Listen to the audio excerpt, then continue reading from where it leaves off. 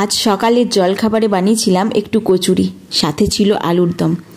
কচুরি তো আমরা সচরাচর অনেক রকমভাবেই খেয়েছি, ডালের কচুরি, হিঙের কচুরি, কিন্তু কখনো কি মাছের কচুরি খেয়েছেন?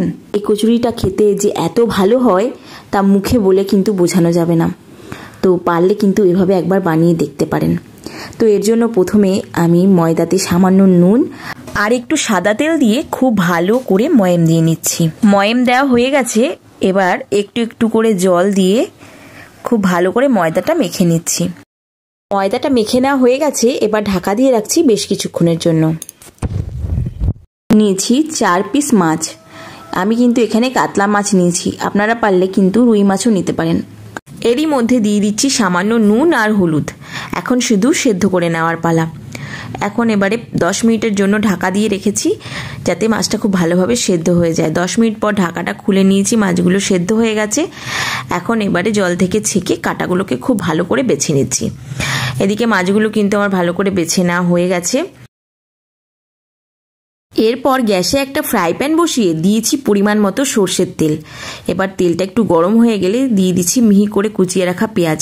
পেঁয়াজটা একটু ভেজে নিয়ে দিয়ে দিচ্ছি আদা রসুনের পেস্ট, একটু জিরের গুঁড়ো, সামান্য লবণ, হলুদ আর একটু লাল লঙ্কার গুঁড়ো। ব্যাস সব কিছুকে খুব ভালো করে একটু কষিয়ে নিচ্ছি। মশলাটা প্রায় কষানো হয়েই গেছে। এবার দিয়ে দিচ্ছি ওই আগে থেকে যে মাছগুলো বেছে রেখেছিলাম ওগুলোকেই এখন দিয়ে দিচ্ছি। এগুলোকে দিয়েও খুব ভালো করে একটু আমি মশলার সাথে মিশিয়ে নিচ্ছি। এদিকে প্রায় মশলার সঙ্গে খুব ভালো করে মেশানো হয়েই গেছে, একটা সুন্দর গন্ধ বেরিয়েছে। এর আগে যে ময়দাটা মাখিয়ে রেখেছিলাম সেটা থেকে একটা একটা করে লেচি কেটে নিয়েছি। এরপরে একটা লেচিকে নিয়ে খুব ভালো করে সাইড থেকে চেপে চেপে মাঝখানটাকে একটু গোল করে নিয়েছি।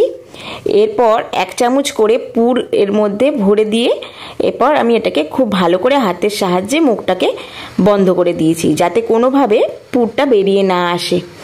এরপর আবারও খুব ভালো করে এটাকে হাত দিয়ে গোল গোল করে চেপে নিলাম। এই একইভাবেই বাকি লেচিগুলোর মধ্যেও পুর ভরে নিয়েছি। এখন গ্যাসে কড়াই বসিয়ে দিয়ে দিচ্ছি পরিমাণ মতো সাদা তেল। এদিকে যতক্ষণে তেলটা গরম হচ্ছে তার মধ্যে কিন্তু আমি কচুরিগুলোকে বেলে নিচ্ছি। কথা বলতে বলতে এদিকে কিন্তু আমার একটা কচুরি বেলে নেওয়া হয়ে গেছে। এভাবেই আমি বাকি কচুরিগুলোকেও বেলে নিয়েছি। এদিকে তেলটাও গরম হয়ে গেছে। এরপর একটা কচুরি আমি তেলের মধ্যে ছেড়ে দিয়েছি। কি সুন্দর বলের মতো কচুরিটা ফুলে উঠেছে দেখুন। এটা খেতে যে কি ভালো হয়েছিল তা কিন্তু মুখে বলে বোঝানো যাবে না। পারলে তোমরাও কিন্তু একবার ট্রাই করতে পারো। এর সঙ্গে যদি আলুর দম থাকে তাহলে তার কোনো কথাই হবে।